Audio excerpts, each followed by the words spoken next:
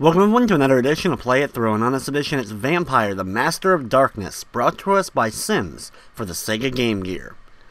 Vampire Master of Darkness was also released for the Sega Master System like many other Sega Game Gear games.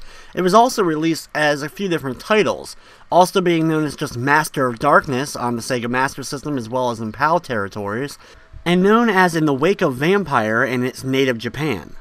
Master of Darkness is a pretty obvious Castlevania clone, and since the Sega Master System and Game Gear did not feature any official Castlevania titles, this was the closest any Sega fan was getting at the time. And even though it is a clone, Sims, the developer of the game, did a great job capturing the look and feel of Castlevania titles. So here we go with Vampire Master of Darkness for the Sega Game Gear.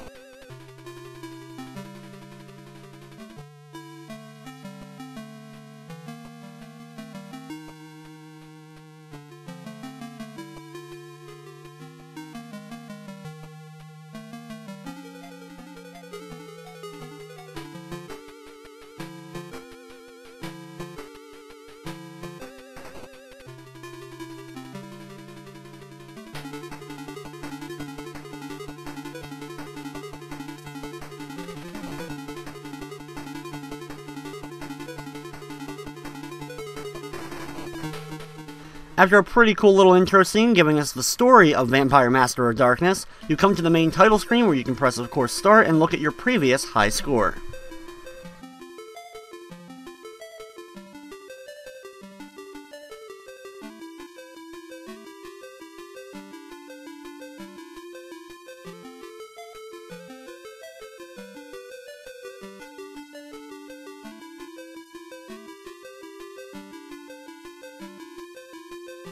Throughout the introduction, you now know that the Master of Darkness takes place in London, and we play as a Dr. Social who's trying to find out and do a murder investigation, while also trying to track down an evil vampire. The first level of the game takes place at the River Thames. Now when you start off the game, you'll see that the game is pretty colorful, and the graphics are quite nice for a Sega Game Gear handheld game. Dr. Social has a nice walk animation cycle, as well as you also have a pretty decent variety of enemies throughout the game, though as you make it farther on, I would have liked a little bit more variety.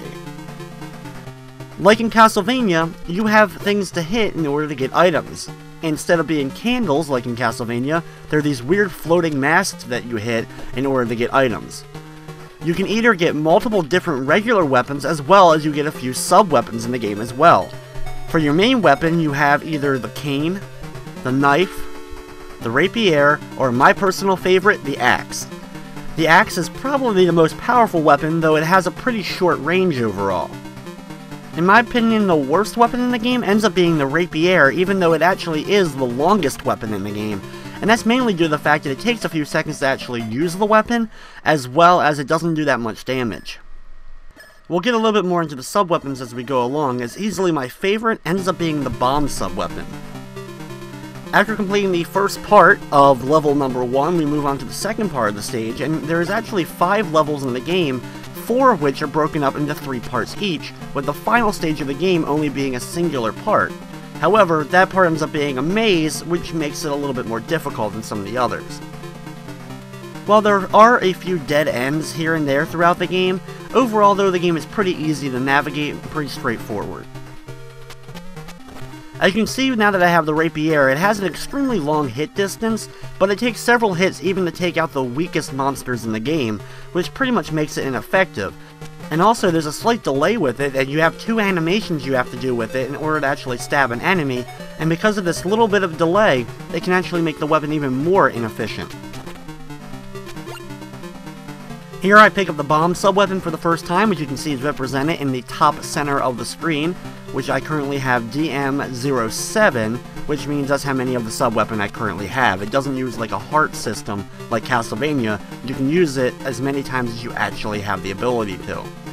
Of course, to the left of that is your health meter, which is broken up into these little orbs that usually go down by half every time you take damage, though there are some things that will actually take away a full orb.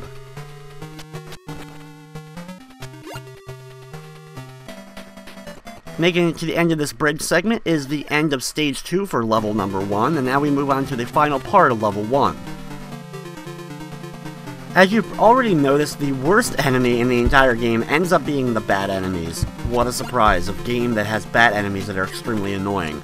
But there's also a few other pretty annoying enemies. Basically any enemy that flies in the game, whether it ends up being the spirit-like ghost that we're seeing here, or a couple other flying enemies we'll see later on, the bats end up standing out as some of the hardest enemies. And the real reason for that is because they actually are pretty small and they do not disappear until you either destroy them or they're able to go off screen. Sometimes they can stay on screen for a long period of time by just flying around, this causing them to become a huge nuisance and draining health rather fast.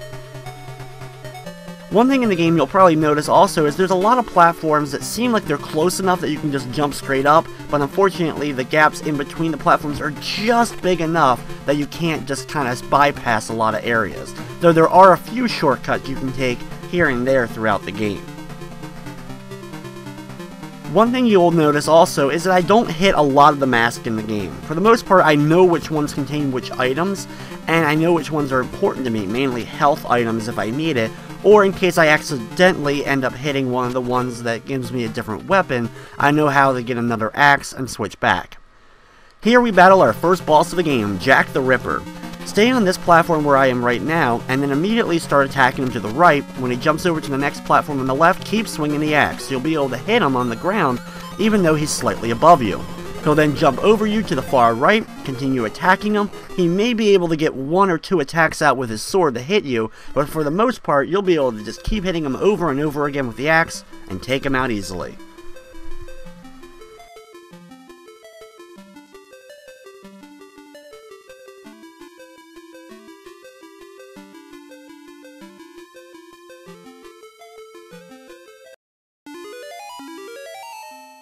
Next up is the House of Wax Dolls, level number 2. Now this is definitely a themed level that I would like to see more in Castlevania style games, that's for sure. There's of course a whole lot of wax dolls in the background, however only the ones in the wedding dress will actually come to life and start chasing you down, which you can either destroy by hitting them of course, or just jumping over them to avoid them. The other ones in the background unfortunately don't come to life. It would have been a little bit more interesting had they mixed it up, that sometimes they come to life, sometimes they don't, and have a variety of the different wax dolls. Here I use the bomb item for the really first time in the game. And the reason why I like it is that, yes, it is a little bit slow, and of course it throws in an arcing pattern, so it can be a little bit difficult to hit enemies with. The fact that it actually explodes and can hit multiple enemies with one singular bomb is what ends up making it so effective. On the next screen, the screen will start flashing and all these wax dolls will keep spawning from the top. Keep destroying them, and once you've destroyed them all, the floor will open up and you can fall down to the next screen. Here, take out the bat enemies and then repeat the process with the wax dolls. Staying at the bottom of the screen, you should be able to time your hits correctly so you can keep taking out the wax dolls with the axe. Just like before, when you destroy all of them, you'll end up falling down to below. Just fall straight all the way down. You can hold right if you want to land on the platform over to the right on the first screen when you fall. However, it's just items there and not where we actually have to go. At the end of that area though, we move on to the second part of level number 2. Be careful during this little segment that the enemies here, especially the bats, don't end up knocking you backwards a little bit into any of the pits below. We are then introduced to a new type of enemy, and that is the inanimate object come to life. You'll have paintings, tables, chairs, and knives flying all around the room, trying to take you out and do damage to you. Of course, the inanimate objects coming to life, of course, reminds me of the boss from the first Splatterhouse game. After defeating a certain number of inanimate objects in the previous room, the doors end up opening up and you can move through the wall in order to get to the next screen. You continue this up by climbing up these stairs and then head over to the left. Don't worry about that second staircase there. Be careful while moving through hallways like this because you don't want too many of the objects to end up ganging up on you, so take out as many as you can. The hardest thing about these objects is the fact that when you have multiples on screen, if you miss attack one, you're going to end up getting, of course, attacked by one of the others. Here we have another one of those flashing light rooms with all the inanimate objects. Destroy them all and move on to the next area. Here, once again, we'll climb all the way up the stairs to the very top, and once we reach the top, we'll be heading over to the right. The killer table enemies, of course, remind me also of Castlevania that we saw in the Super Castlevania game. Once you reach the end of this screen, though, it's the end of the second part of level number 2, and we move on to part 3. Starts off with a couple of flying knives coming at you, but thankfully for the most part with the knives, they stayed pretty high up in the air, and you can actually just walk underneath of them to the next area. Here, jump over this, and then you'll end up landing on rooftops down below. Once down here, work your way across the rooftops, being sure not to accidentally fall in between the two houses. You'll have to make a couple of jumps here, but overall the platforming is not bad at all in this game.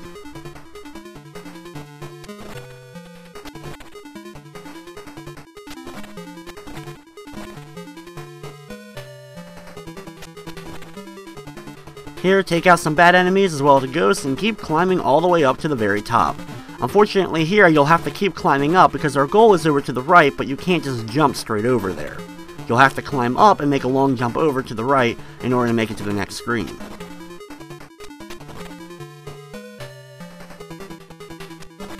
However, this is the last screen of the level, so be careful while going through that you have plenty of health, and when you make it to the next screen, it's time for the boss fight.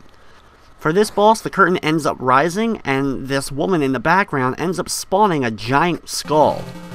The skull bounces and moves all around the room. Its pattern is a little bit sporadic, but a few times fighting this boss, you should have the pattern basically down. Thankfully though, it doesn't do too much damage, and with the axe you do a lot of damage to it, so follow it around the room and keep hitting it. Also be sure to note that when you do hit an enemy in the game, it does flash for you a few seconds, and when it does this, it's invulnerable to hit you for a couple of seconds. Once you deliver enough hits to the skull though, it'll destroy, she'll fall in the background, and you move on to level number 3.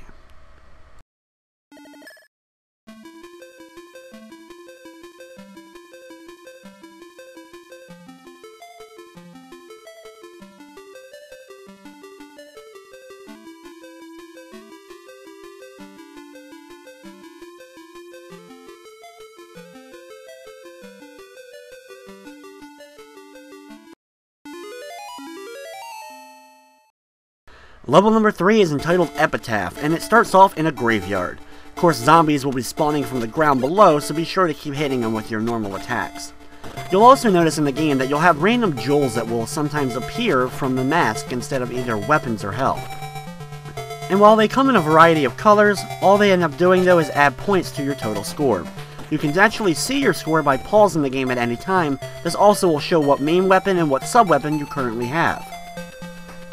You've also noticed that there's a big crystal as well that you get, which of course destroys all enemies on screen in a big flash. Just like Castlevania, there's also destroyable blocks that we can destroy in order to find some hidden objects, but sometimes we also have to just destroy blocks in order to move on to the next parts of the level. During this segment, you have to climb up a ton of stairs all the way to the top. Unfortunately, there's no easy way to bypass it and go over to the right side. Once you reach the top of the bell tower though, start falling down the right side. When you reach all the way down to the bottom on the next screen, immediately go down the staircase. Don't bother with the zombies or climbing up to grab the item as it's not needed. Over here, climb up this staircase and be careful of the bats as well as the dog that will immediately try to attack you.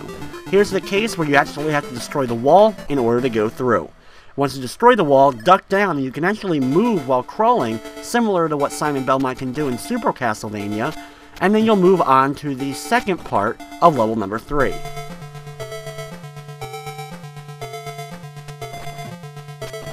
Introduced in this level, as you've seen, are the giant skeletons. These guys, of course, take up a large amount of screen, but they also have a weapon that they can use to send out at you.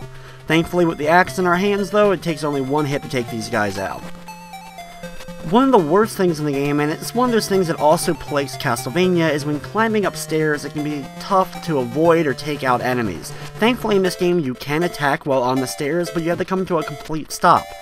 Also, there's a lot of times where you'll be climbing up a staircase, and there's going to be an enemy right at the very top of the staircase that you won't be able to take out until it's too late, that you've already taken damage from them and gotten up to the same platform with them so you could actually turn around and do damage.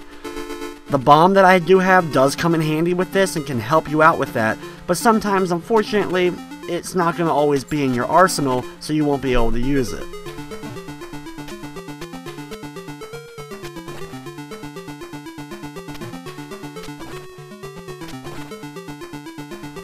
Of course, no Castlevania-style game would be complete without a church-like sequence, and they do a great job with the stained glass windows in the background of this area. Climb up the staircase and then start jumping along all the stones at the very top. There's little gaps in between that you can walk over, however, the bigger gaps, of course, you're going to have to jump over. With too many enemies on screen, the game, of course, will slow down a little bit, as well as some of these enemies can knock you off, so you gotta be careful. We move on to the next part of the level, and here we're introduced to another new enemy. I'm not sure exactly what the name of these guys are, but they're basically kind of like cult members. They have hoods on their heads, they use swords, and they actually send out waves at you. These guys are pretty annoying, some of which actually move back and forth on platforms, while other ones will just stay in place. You're going to be seeing a ton of these guys throughout the rest of the game, so get used to actually facing off with them. Their speed is quite fast, so sometimes if you jump just slightly ahead of them, you won't have enough time in order to turn around and actually do damage to the enemy. This room down here is optional, but if you do need an item, you can find one in the upper left. However, up the staircase, you actually just want to head right, and this enters the clock tower type area of the stage. Once again, another staple of the Castlevania series, just interesting that we have this one right after we got done the church segment. Anyway, the pendulums in this area move similarly to just about every other Castlevania as they swing back and forth. You can easily jump on top of them and ride them across the different areas. Be careful here though, because you'll have to jump on one and then it'll go over spikes. You can either jump if you have the right momentum, or actually just ride it across. Interestingly enough, the pendulum moves just slightly above the spikes enough that it'll actually bypass and you won't take damage, at least where you're standing at most places. I can't vouch to say that if you're standing all places, you won't take any damage from those spikes. Follow a couple of cult members off the side of the building and jump down here for the next boss fight. Here's our first taste of the main villain of the game. He flies around in a circle along the face of the clock tower. You'll have to keep hitting him with your axe every time he floats around, and I find standing on the far left side and keep swinging the axe every time he makes a circle around is the best way to deal with him. He does send out fireballs, as you can see, moving a 3-shot spread shot, which can be a little bit annoying, but overall, you won't take too much damage, or you can actually move in between them. Every time you hit him, though, he moves faster and faster, so it gets more difficult to, of course, land in an attack. Once you land in enough attacks, though, he's taken care of, and we move on to level 4.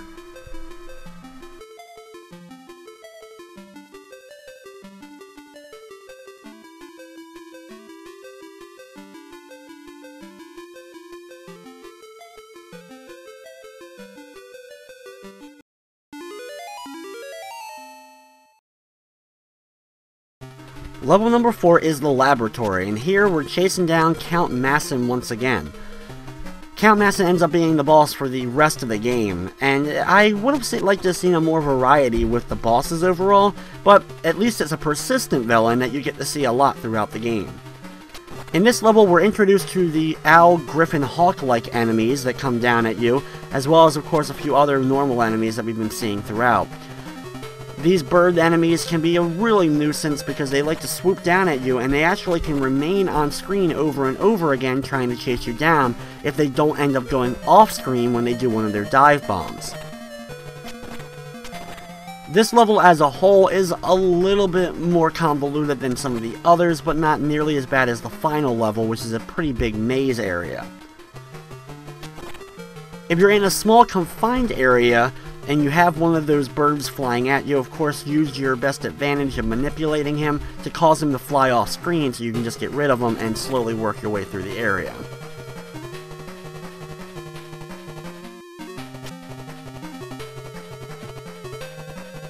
This area here can be a little bit tricky the first time finding where you're actually supposed to go. You actually want to crawl along and come down here, being careful of the bird enemy, because this one is probably the most annoying as you're trying to work your way through. Destroy all the blocks, and if you're able to do so, you'll be able to go off screen in the lower right corner. If you just go above the top area, you won't be able to drop down in order to get off screen to complete the area of level number 4.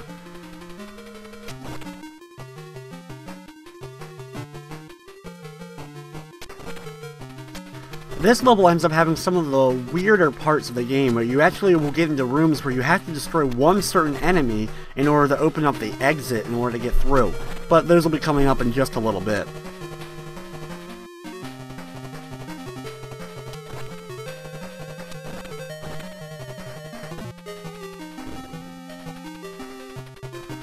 The inanimate objects that we came to know and love in the Wax Museum, of course, make their return during this segment here.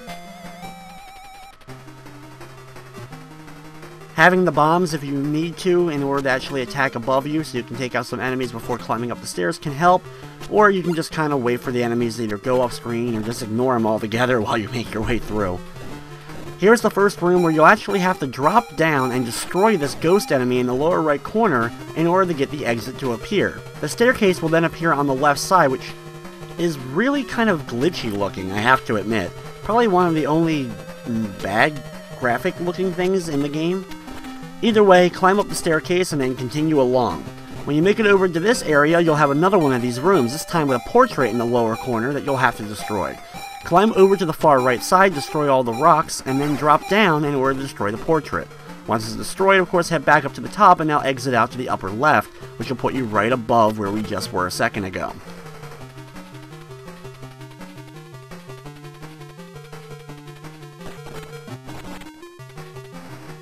Here you're just being bombarded with tons of enemies, so use your axe and bombs wisely in order to take out the enemies. Thankfully, if you've taken a lot of damage like I have, there is a health replenishment located here, so be sure to grab it, because of so many enemies flying around, and sometimes it's actually more beneficial to just run through. You've probably taken a few hits by now. In the next room, once again, you'll have another enemy you'll have to destroy in order to open up the exit, so go underneath the spikes and over to the right side, destroy the candle holder, and then climb up to the left side in order to make it back around to the very top. Doing so, though, will end this segment, and we move on to stage 3 of level number 4. Now, because the final level of the game is actually only one part, this is the second to last stage of the game. And being that it was a laboratory theme, this is where we really start to see kind of the lab equipment in the backgrounds of the areas.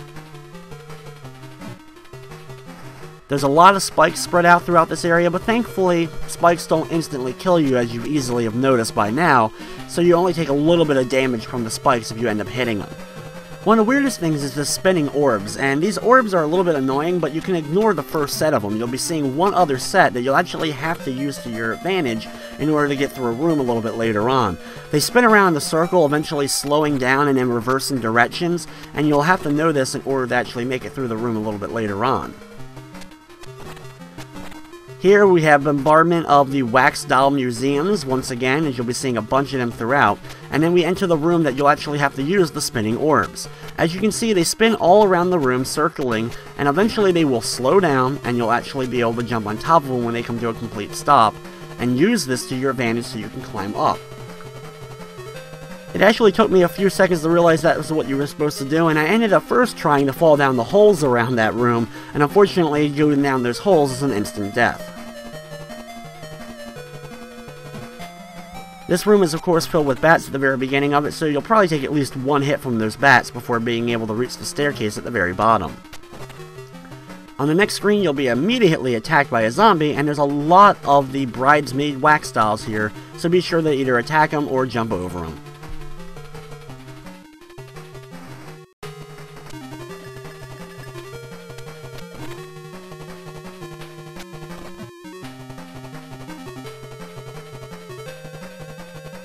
At the end of this room, though, it's time for the next big boss fight as we meet with Massen number 2.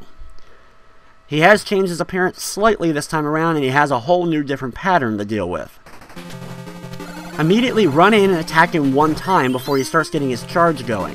When he gets his charge attack going, he'll cause a giant red orb to appear that will then break apart into 4 little pieces and start moving all around the room sporadically.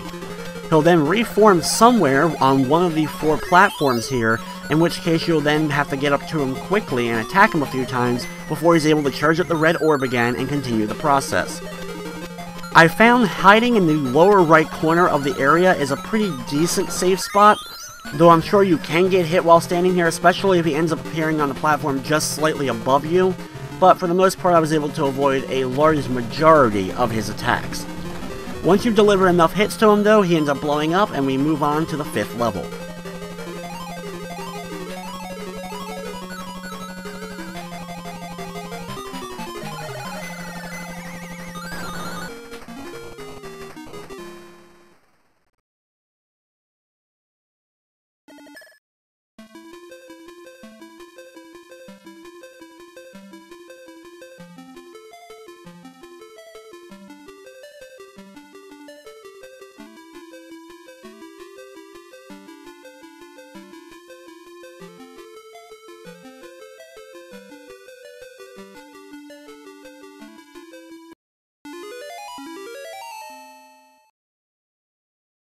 The 5th level of the game is in the wake of Dracula, and it's interesting that they call it that because the Japanese version of the game, like we mentioned earlier, is in the wake of Vampire. The final level starts off in a prison cell, and you'll have to crawl underneath of it to get out of it. Now this level is a big maze, but if you know, of course, the correct path, it ends up not being too long. Head over to the far right at the very beginning of the area and climb down the staircase. Once down here, start heading over to the right and climb down the next staircase in the far right corner. Once down here, watch out for the cult members, spikes, and bats along the way, and start working your way over to the left. Ignore the staircase above you and instead head to the one down below. Here you can easily drop down avoiding some of the enemies and then climb up the staircase so you can get above here and then drop down the other side.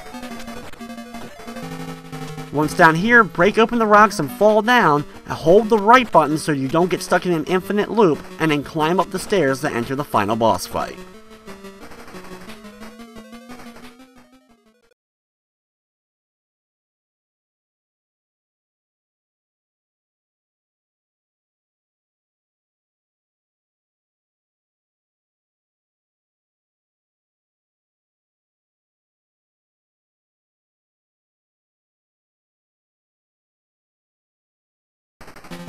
No surprise that Count Massen is the final boss of the game. He starts off by floating up to the top of the screen and then starts moving back and forth left and right.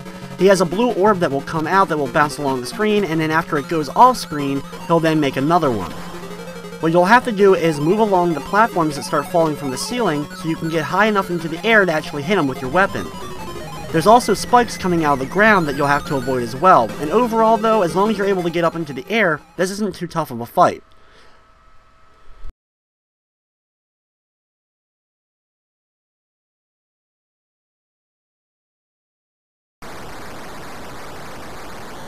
After a little bit of dialogue, the final boss fight with Count Massen begins. There will be some bats that will fly up from the ground, so be careful to avoid them. He'll then form on the right side, float a little bit up into the air, then cause 3 of them to appear, and then it'll start scrolling across the screen. This can be rather annoying because only one of them can be hit. However, with the sub-weapons, especially the bomb, you can just keep launching them from the ground level, and you'll hit him every single time he passes by. After enough hits, though, he'll get rid of the clones, and then he'll reappear on another part of the screen, launching a fireball at you. It can be hard to jump up into the air to actually hit him with your weapon, so once again, use the bombs to your advantage to hit him. It'll only take 2 bombs in this form to finally get rid of him, and you can sit back and enjoy the ending to Master of Darkness.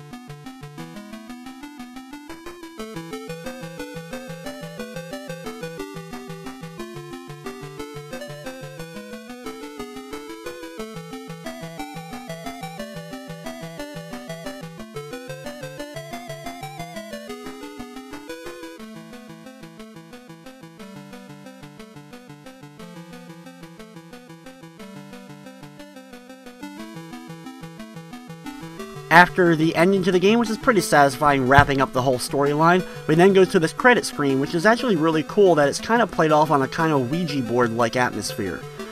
We also saw this, of course, at the beginning of the game during the intro, but I found that it's actually one of the more unique credit screens of an old-school game.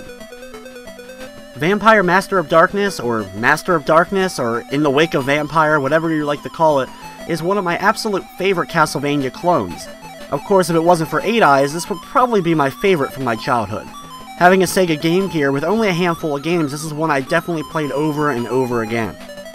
I think the only disappointing thing about the game is, of course, it's not too long of a game, but more so that the company Thames, which is actually still around today, as they mainly make fishing titles in the last few years, did not actually make an actual sequel to the game anytime, and the soundtrack, while not bad, could have been a little bit better. But either way, you then get the end screen, and it goes back to the title screen. You can start the game all over again. However, that's going to wrap up this edition of Play It Through. I'd like to thank you for watching, and of course, I hope you enjoyed.